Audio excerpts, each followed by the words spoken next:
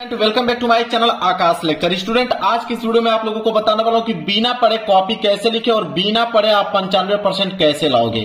मेरे प्यार बच्चों, आपके दिमाग में ये चल रहा होगा क्या ऐसा हो सकता है कि बिना पढ़े हम 95% ला सकते हैं? बिल्कुल मेरे प्यार बच्चों, आप ला सकते हो। जो तरीका बताऊंगा अगर उसको फॉलो करते हो तो बिना पढ़े ही आप 95% ला दोगे।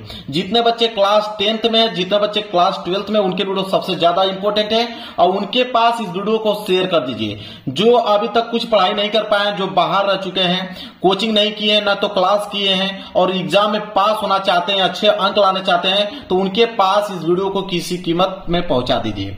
अगर उनके पास ये वीडियो पहुंच गई और उन्होंने इस वीडियो को देख लिया तो समझ लीजिए कि वो 100% में दावे के साथ कह सकता हूं कि वो इस बार फेल तो होंगे नहीं, बिल्कुल पास होकर दिखाएंगे। बस इस वीडियो को उनके पास पहुंचा दीजिए। और मैं ये भी बताने वाला हूं कि अगर आपको कुछ नहीं आता है, एक भी सब्जेक्ट में कुछ नहीं आपको आता है, तो उस सब्जेक्ट में आप कैसे पास होगे और हर एक सब्जेक्ट में आप 95% कैसे लाओगे, सब कुछ बताने वाला हूं। और आप कॉपी में क्या लिखेंगे ये भी बताने वाला हूं। मैं खुद लिखकर आप लोगों को दिखाऊंगा कि आप कॉपी में आखिरकार क्या लिखेंगे कि एग्जामिनर जब कॉपी चेक करेगा तो आपको 95% नंबर आप लोगों को देगा।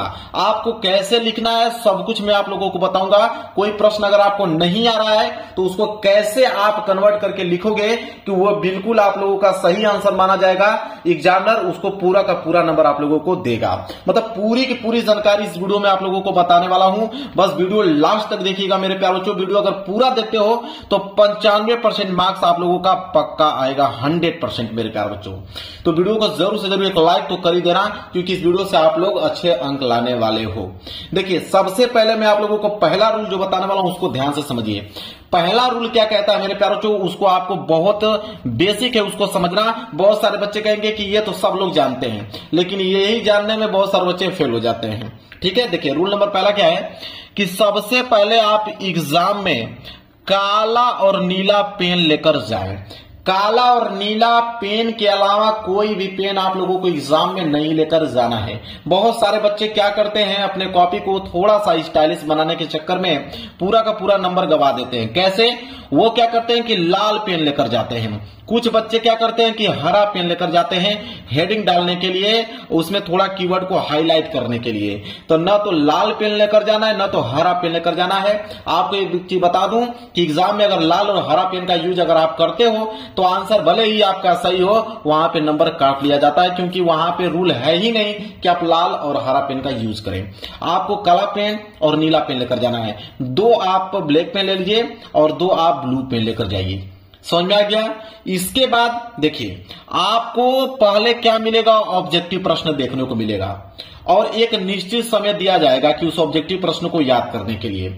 मेरे प्यारे बच्चों ध्यान दीजिए, क्लास 10th में 20 नंबर का ऑब्जेक्टिव क्वेश्चन आता है और क्लास 12th में 10 नंबर का ऑब्जेक्टिव क्वेश्चन आता है। तो उसको समझ लीजिए कि सबसे पहले ऑब्जेक्टिव प्रश्न आएगा, तो उसको कैसे आप सॉल्व करोगे अगर आपको ऑब्जेक्टिव प्रश्न नहीं आ रहा है तो। मेरे प्यारे बच्चों, मैं आप लोगों को बताता हूं, अगर ऑब्जेक्टिव क्वेश्चन को क्लियर करना है तो मैं आप लोगों को बता देता हूं। रूल नंबर पहला यह कहता है ऑब्जेक्टिव प्रश्न याद करने का कि अगर 4 ऑप्शन आपके पास दिए गए हैं, ऑप्शन ए, ऑप्शन बी और ऑप्शन सी और ऑप्शन डी, 4 ऑप्शन है, इन्हीं चारों ऑप्शन में से कोई ना कोई एक ऑप्शन सही होगा। तो रूल नंबर पहला कहता है कि अगर इन चारों ऑप्शनों में से कोई एक ऑप्शन आपको दिखे कि इनमें से सभी, तो आप इनमें से सभी को ही क्लिक करके आइएगा। रूल नंबर दूसरा क्या कहता है कि अगर आ जाए इनमें से कोई नहीं तो उसी पे क्लिक करके आप लोगों को आना है।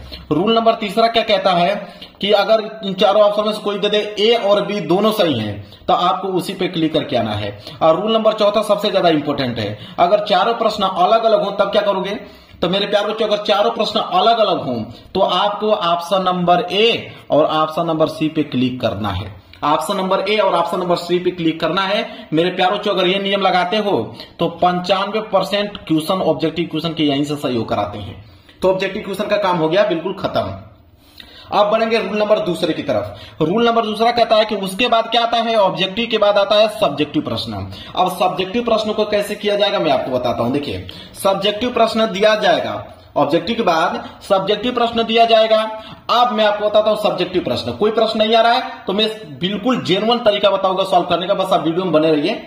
देखिए, पहले बात को समझ लीजिए। कह रहा है कि फर्स्ट पेज में आप काट पीट नहीं लिखेंगे। मेरे प्यारे बच्चों कम से कम आपको 2 से लेके 3 पेज तक अभी दिमाग में फिट कर लीजिए, कम से कम 2 से लेके 3 पेज तक आपको काट पीट आपको नहीं करना है, बिल्कुल साफ सुथरा अच्छे हैंडराइटिंग में लिखना है। देखिए मैं लिखा भी हूं, आपको राइटिंग जितना अच्छा हो सके उतना अच्छा लिखना है, जितना अच्छा हो सके उतना अच्छा आप लोगों को लिखना है और 2-3 पेज में काट पीट नहीं करना है। मेरे प्यारे बच्चों अगर 2-3 पेज में काट पीट नहीं करते हो, जब एग्जामिनर कॉपी चेक करेगा 2 पेज आपका बिल्कुल सही देखेगा तो आगे की भी कॉपी उसी तरह चेक करता चला जाएगा, चाहे आपने गलत लिखा है चाहे सही लिखा है, नंबर आपको देता चला जाएगा। तो इतना याद है कि 2-3 पेज में काट पीट नहीं करना है। समझ में आ गया? जो बता रहा हूं ध्यान रखिएगा।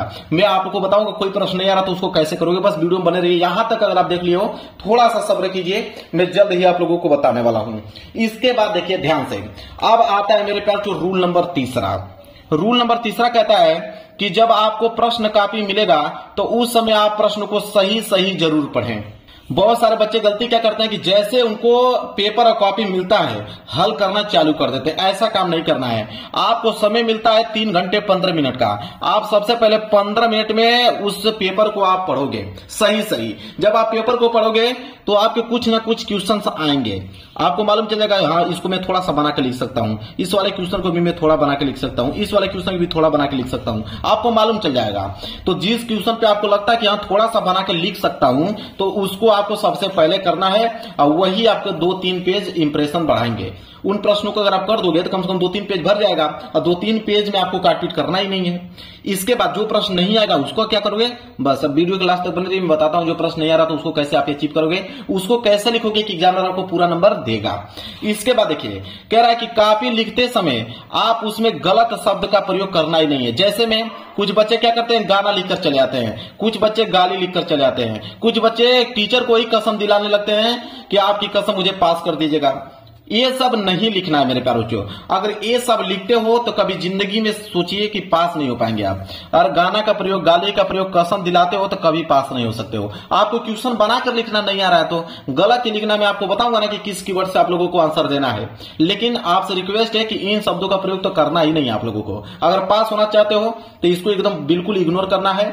और कोई प्रश्न नहीं आ रहा है तो मैं अभी खुद बता दूंगा आपको कि कैसे उसको लिखोगे।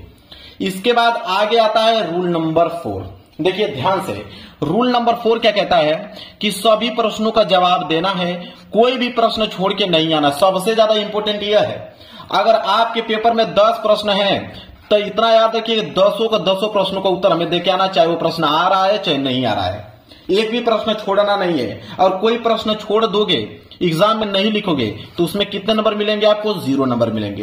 अगर उसको बनाकर लिख दोगे तो कम से कम 2 नंबर मिलेंगे, 3 नंबर मिलेंगे, कुछ ना कुछ तो आपको नंबर मिलेगा ही मिलेगा। इतना बात याद रखिए। अगर आपने आंसर बनाकर ही लिखा है एग्जाम में तो आपको नंबर मिलेगा ही मिलेगा, इस बात की 100% गारंटी है। चाहे आप गलत लिखे हो चाहे सही लिखो, कुछ ना कुछ अंक मिलेंगे। छोड़ दोगे तो 0 के अलावा कुछ नहीं मिलने वाला है। तो इतना बात आप फिट रखिए कि कोई भी प्रश्न हमें छोड़ के नहीं आना है, सारे प्रश्नों का जवाब हमें देकर आना है, लिख कर आना है। समझ में आ गया यहां तक? इसके बाद क्या करना है मेरे प्यारे बच्चों, इसके बाद अगर आपको आता है तो पूरा लिखें, नहीं आता है तो आधा भी जरूर लिखें। बहुत सारे बच्चे क्या होते हैं कि कुछ प्रश्न उनको आधा आता है तो वो सोचते हैं कि ये तो प्रश्न मुझे आधा आ रहा है, क्या ही लिखूं, उसको छोड़ देता हूं, मुझे पूरा प्रश्न याद नहीं है। ऐसी गलती करनी ही नहीं है। और कोई प्रश्न अगर आपको आता है चाहे नहीं आता है, आधा आता है आधा ही लिखो, और आधा जो नहीं आता है उसका मैं ट्रिक खुद बता देता हूं कि जो प्रश्न नहीं आ रहा उसको बनाकर कैसे लिखोगे। तो आधा उससे उस प्रकार बनाकर लिख दीजिएगा, नंबर आपको पूरा मिलेगा। तो अगर आपको आता है तो पूरा लिखे, नहीं तो आधा भी जरूर से जरूर आपको लिखना है। क्या से आधा आता है लिखिए, मैं और बता दूंगा कैसे बनाकर लिखना है। क्योंकि उसका रीजन भी है, क्योंकि एग्जामिनर जो होता है आपको स्टेप मार्किंग पर नंबर देता है। अब स्टेप मार्किंग बहुत सारे बच्चों को समझ में नहीं आएगा। देखिए स्टेप मार्किंग का मतलब होता है कि जितना आप स्टेप मार्क करते हो, मतलब जितना आप लिखते हो, ठीक है, जितना बढ़ाकर आप लिखोगे उतना नंबर आपको मिलेगा। उसका भी एक रेंज होता है। अगर मान लीजिए 4 नंबर का प्रश्न है तो उसको अगर आप 2 लाइन में लिखोगे तो एग्जामिनर नंबर देगा आपको? कभी नहीं देगा। 4 नंबर का अगर प्रश्न है तो उसको कम से कम आपको 1 पेज में तो लिखना ही पड़ेगा। 1 पेज में लिखिए, अन्यथा 10 लाइन में तो आपको लिखना ही पड़ेगा उसको सीक्वेंस बनाकर। तो एग्जामिनर जो था स्टेप मार्किंग का नंबर देता था, बनाकर ही लिखिए, लेकिन आपको लिखना है, थोड़ा सा बढ़ाकर आपको उसको एक्सप्लेन करके लिखना ही पड़ेगा, तभी आपको नंबर मिलेगा। इतना बात आप याद रखिएगा। क्लियर है, समझ में आ रहा है आप लोगों को। अब मैं बता रहा हूं सबसे लास्ट पॉइंट, वही चीज कि अगर कोई प्रश्न बिल्कुल आपको आता ही ना हो तो उस प्रश्न का जवाब आप कैसे दोगे, और उस प्रकार जवाब दोगे कि एग्जामिनर आपको 95% नंबर देके पास कर देगा। वही नियम मैं आप लोगों को समझाने वाला हूं। देखिए रूल नंबर 5वां कह रहा है कि अब आपको कैसे लिखना है यह जाने। कोई भी प्रश्न, दुनिया का कोई भी प्रश्न अगर आपको पास आ जा रहा है तो उसका जवाब कैसे दोगे उसको देखिए। तो देखिए सबसे पहला पॉइंट कहता है कीवर्ड। सबसे पहला पॉइंट क्या है, कीवर्ड है। अब कीवर्ड का मतलब क्या होता है, जैसे मैं आपको कोई प्रश्न कर देता हूं जैसे विद्युत धारा।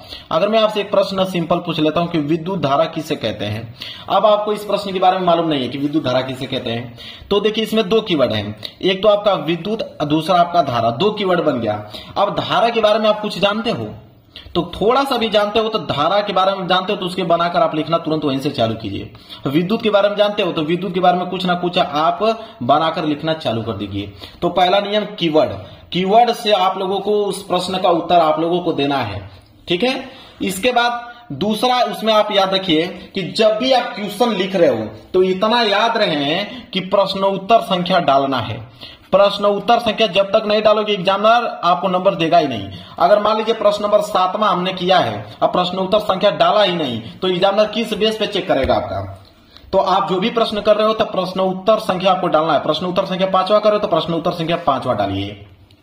इसके बाद मेरे प्यारों जो तीसरा नंबर होता है हेडिंग। हेडिंग सबसे ज्यादा इंपॉर्टेंट। जैसे आपसे कोई पूछे कि विद्युत धारा किसे कहते हैं तो सबसे पहले आप हेडिंग बनाओगे विद्युत धारा। सबसे पहले बनाओगे हेडिंग विद्युत धारा, यहां पे हेडिंग बनाओगे, इसके बाद उसके बारे में लिखना चालू करोगे। तो हेडिंग सबसे ज्यादा इंपॉर्टेंट है, हेडिंग आपको लिखना ही पड़ेगा किसी कीमत पे मेरे प्यारे बच्चों। इसके बाद चौथा क्या कहता है, चौथा ये कहता है कि अगर पूरी कॉपी आपने लिखा है, पूरी कॉपी में अगर कहीं पे भी आपने काट पीट नहीं किया, कहीं पे भी आपने काट पीट नहीं किया तो आप समझ लीजिए कि एग्जामिनर आपको 95% मार्क्स देके पास कर देगा। कहीं पे भी आपने काट पीट नहीं किया, सारे प्रश्नों का उत्तर आपने दिया है अरेंज करके बिल्कुल, तो आपको नंबर मिलेंगे ही मिलेंगे, इस बात को रख लीजिए अपने दिमाग में। और 5वां पॉइंट मेरे प्यारे बच्चों क्या है उसको समझिए। 5वां पॉइंट सबसे ज्यादा अहम जो रोल होगा वो राइटिंग का होगा, क्योंकि आपको मैं बता दूं मेरे प्यारे बच्चों 70% जो स्कोर होते हैं राइटिंग पे मिलते हैं। जितना खूबसूरत राइटिंग लिख दोगे बिना काट पीट का तो उतना ज्यादा नंबर मिलने का चांस होता है। तो राइटिंग को इंप्रूव करो, जितना हो सके अभी से राइटिंग बनाना चालू करो। ये तो मैं कर नहीं रहा हूं कि आप याद करो, अगर बहुत सारे बच्चे पढ़ने वाले नहीं है तो कम से कम 1-2 घंटा तो लिख ही सकते हैं। पढ़ना बहुत ज्यादा जरूरी है मेरे प्यारे बच्चों, आप पढ़िए। और जिनके पास समय नहीं है, जो पढ़ना ही नहीं चाहते हैं, तो कम से कम 2 पेज तो लिखिए, कम से कम राइटिंग आपकी अच्छी हो जाए, ताकि आप 70% वहां से मिल जाए और आप 20% आप इस तरह लिख दोगे तो 70 और 20 90% आपकी मिल जाएंगे। क्लियर है। इस प्रकार आप लोगों को मेरे प्यारों से लिखना है। अगर आपके पास समय है तो संपूर्ण तैयारी कीजिए, अच्छे नंबर से तैयारी कीजिए और अच्छे लगन के साथ तैयारी कीजिए और इस बार नंबर आप लोगों का 95% आएगा। मैंने सब कुछ डिटेल में बता दिया। वीडियो को लाइक कर देना, चैनल पर चैनल को जरूर सब्सक्राइब कर लेना। मिलेंगे एक प्यारे से नेक्स्ट वीडियो में, तब तक के लिए धन्यवाद।